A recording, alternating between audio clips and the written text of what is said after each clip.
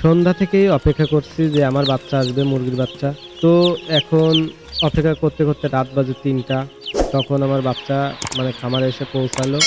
তো এই বাচ্চাগুলো এখন আসলে আমি ব্রুডিং এ ছাড়বো এক, এক করে, করে আস্তে, আস্তে করে ব্রুডিং এ ছাড়বো।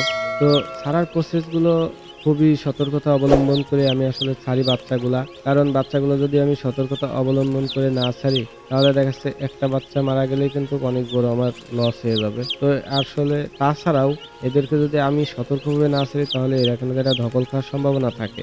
তো আমি কিন্তু সেভাবে আস্তে ধীরে করে আমি বাচ্চাগুলো কিন্তু সম্পূর্ণ ছেড়ে নিই আমি ব্রুডিং এর ভিতর। তো আসলে আপনারা কিভাবে ছাড়েন তা আমাকে অবশ্যই কমেন্টে জানাবেন। তো এরপরে কিন্তু আমি আসলে বাচ্চাগুলাকে ০.৫ ঘন্টা পানি খেতে দিই। তো যেহেতু ওরা অনেক দূর থেকে আসছে, তো সেহেতু ওদেরকে আমি ০.৫ ঘন্টা আগে পানি খেতে দিই। যাতে করে ওরা পানিটা খেয়ে ওদের গলাটা ভিজিয়ে নিতে পারে।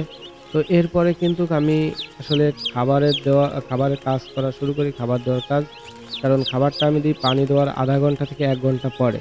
কেননা ওদের গলাটা যখন ভিজে থাকবে, তখন কিন্তু খাবারটা অনায়াসে কিন্তু ওদের গলা দিয়ে নামবে না। তা নাহলে কিন্তু মুরগিগুলো মরার সম্ভাবনা থাকে, বাচ্চাগুলো। তো আপনারা কিভাবে আসলে খাবার বা পানি ব্যবহার করে থাকেন, অবশ্যই আমাকে কমেন্টে জানাবেন।